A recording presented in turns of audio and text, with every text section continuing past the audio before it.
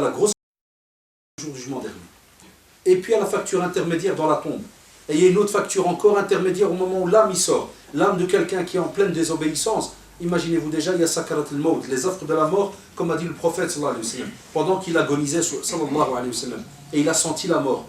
Que penser de celui qui est en pleine mu'asiyah, qui est en pleine désobéissance, et son âme doit quitter ce corps. Et lui, il est dans le musibah, qu'est-ce qu'il va dire? Il ne sera rien dire. Une frappe des cris. Et non, mais pour ça, vous devez toujours, avant de commettre un acte, réfléchissez toujours, ikhwan. Parce que le plaisir, il est très court. Spécialement dans le domaine sexuel. Le plaisir, il est très court, à l'aise. Mais si jamais, wallahi, tu n'as pas ouvert les yeux à ce moment-là, et qu'Allah subhanahu wa ta'ala t'a encore laissé sur terre, et tu joues à la, je ne sais pas comment on les appelle ça, la roulette russe, là, ou là, comment c'est, avec le jeu des flingues, là. On te met une petite balle, puis on fait tourner. Ah, c'est ça le système. Tu as flûté une fois, deux fois, mais l'injuste, Allah subhanahu wa ta'ala, il ne le lâche pas. Donc il faut faire attention par rapport à cela. Et vous n'avez rien à perdre, ya shabab, de faire la remarque aux frères. Et vous le savez, spécialement les vendredis, il y a plein de jeunes qui, même parmi vous, certains, ils sont au courant que certains copains à eux partent en boîte et tout. Parce que c'est le grand djihad, ils partent le soir, le vendredi. Ah, ils partent, c'est un djihad incroyable, les gars. Il y a de l'argent, il y a de la route à faire. Ah, et certains, ils vont vers la France, d'autres, ils vont vers la Hollande, d'autres vers Anvers, vers le 1. Ils connaissaient les boîtes et compagnie. Et des fois, on est au courant, il y a même des jeunes qui disent à son copain, Wallah aoun. Comment Allah aoun? Ah, comment Allah aoun?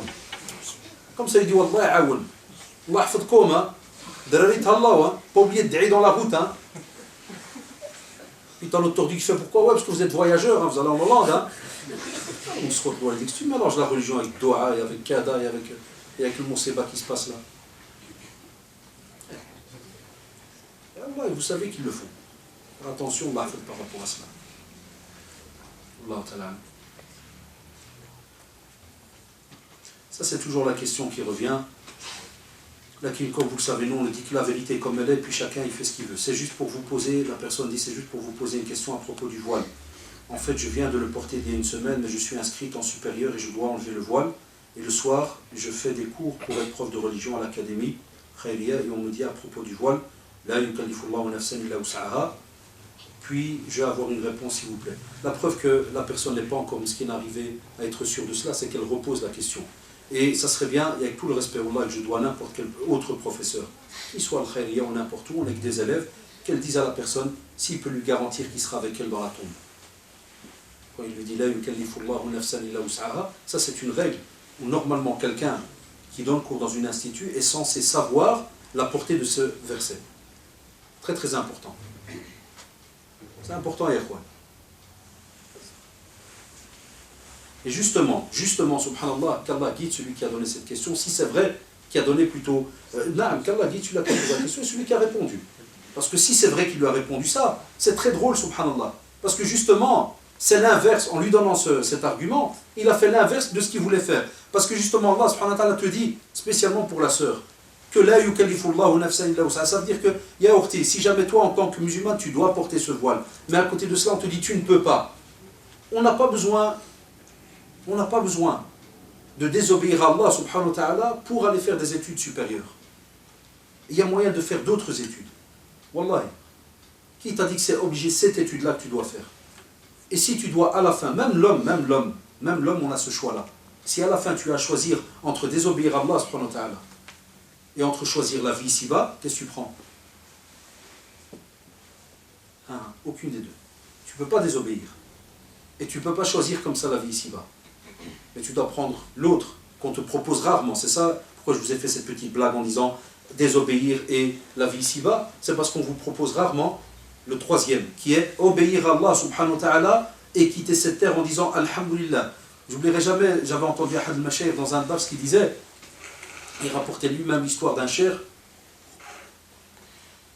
Et la plupart d'entre vous, ceux qui écoutent les Doros, sur internet, ils l'ont déjà entendu sûrement, ils sont venus chez un cher pour se plaindre chez lui par rapport au prix du blé. Ils ont dit, le blé il est cher, et le blé kada. Et vous savez, quand des fois la denrée alimentaire augmente, les gens ils pensent direct au crédit, à ceci. C'est les manières illicites pour acquérir un bien. Et il leur a dit, Wallah, là, il y a Boumouli. Moi, ça ne m'intéresse pas, je m'en fous. Comme je m'en fous, le blé est monté. Il leur a dit, vous savez quoi? Moi, tout ce que je sais, c'est qu'Allah subhanahu wa ta'ala, il m'a donné sa parole, qui va me donner tout ce que j'ai besoin comme bien tant que je suis sur terre. Ahadani an yarzuqani. Tant que je suis sur terre, je sais que je vais manger chaque fois que j'ouvrirai les yeux, je vais manger. Wa amarani an a'budahu. Regardez quel deal on a, nous. Très simple. Allah subhanahu wa ta'ala te dit, moi je te rzaq, je te donne tout ce que tu as besoin sur terre. Et toi, tout ce que je te demande, wa ma khalaqtul jinna wal insa illa liya'budun. Moi, tout ce que je te demande, c'est que tu m'adores. Point la ligne. C'est tout. Donc Allah a dit, par exemple, le prof, en lui disant, la yukallifullahu nafsan illa wus'aha, en vérité, il lui a répondu. C'est-à-dire, chère sœur, s'il n'y a pas moyen, qui passe avant? Ton voile ou tes études? C'est ta religion qui passe avant. Et les études, alhamdoulilah, on va, il n'y a pas que nous, parce que certains qui nous entendraient pourraient se dire, oh purée, ce discours d'intégriste, vous connaissez tous ces petits mots, ist. Ça n'a rien à voir. Même les chrétiens, même les athées. Pourquoi un athée ne va pas dans une école chrétienne? Pourquoi? C'est tout bête, parce que c'est pas ça. C'est pas sa conviction. Point à la ligne. Mais revenez à la première question lors de notre rencontre, on est gênés, nous. Moi qui vous parle, j'ai terminé mes études en gestion comptabilité. J'ai terminé en gestion comptabilité. Et j'ai terminé en 90. Et subhanallah, de 90 à 2010, combien d'années ça fait? 20 ans. En 20 ans, j'ai travaillé 5 ans à la STIP et tout le reste au centre islamique. Jamais fait de gestion comptable. Pourquoi? Parce que dès que je me suis... Dans ce temps-là, on était encore jeune, il y avait des... On nous poussait pour faire certaines études, pour faire plus tard de la comptabilité islamique et pour faire des je sais pas quoi islamiques. Il n'y a rien eu de... Moi, comme vous le savez chez nous, on est des grands parleurs, des grands rêveurs. Subhanallah, quand donc j'ai terminé et que les métiers qu'on me proposait, il y avait du haram dedans, wallah, j'ai jamais travaillé. Moi, j'ai pas étudié autant d'années, j'ai travaillé 5 ans quasi à la STIM. Je conduisais les trams. J'ai pas étudié pour aller conduire un tram. Lakin alhamdoulilah. Et il y en a plein alors qui te font les remarques. Ouais, à quoi ça a servi, à quoi? Subhanallah. J'ai adoré Allah subhanallah pendant toutes ces années-là. C'est tout, j'avais une bonne intention. Point à la ligne.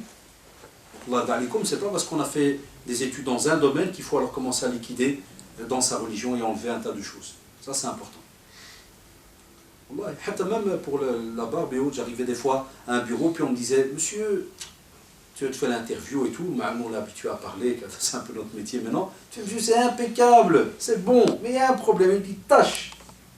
Il y a un petit... Si je fais, ouais, ça passe pas. Ben, ça passe pas. Même si on augmente le salaire et on vous fait... Non, monsieur. Une fois, un dans une banque, il m'a dit, est-ce que vous êtes normal? Parce que je n'oublierai jamais, j'étais encore jeune, il m'a dit, monsieur, il m'a dit, franchement, c'est un problème de salaire, on peut discuter. Il m'a dit, en plus chez nous, on donne une voiture de service, vous avez la carte essence, vous avez... Je dis, non, monsieur, je la garde. Et puis après, il m'a dit, mais il ne faut pas être vexé, je peux vous poser quelque chose. Je dis, ouais, allez-y, il y a plus de 20 ans. Hein. Il m'a dit, est-ce que vous êtes normal? Vous comprenez ce que je vous dis? Je comprends très bien, monsieur.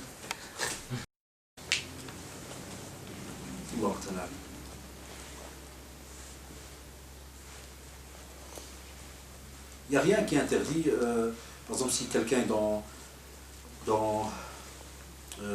la période où, par exemple, l'épouse est enceinte, et la personne dit, est-ce qu'on peut avoir des rapports intimes avec son épouse alors qu'elle est enceinte? Non, il n'y a rien qui interdit. Mais, comme d'habitude, attention, des fois, il est important de savoir, est-ce que ton épouse n'a pas, par exemple, dans son dossier médical chez la gynécologue, un problème de quelque chose? Parce qu'il y en a certains qui n'y pensent pas.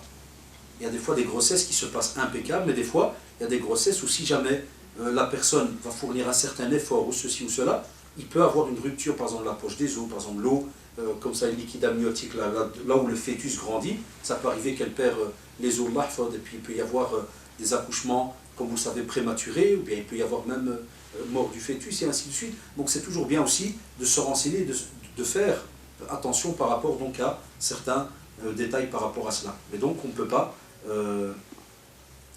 donc dire que c'est interdit comme on l'entend des fois dans certaines coutumes et autres chez certains. C'est la même chose même quand la femme a ses règles.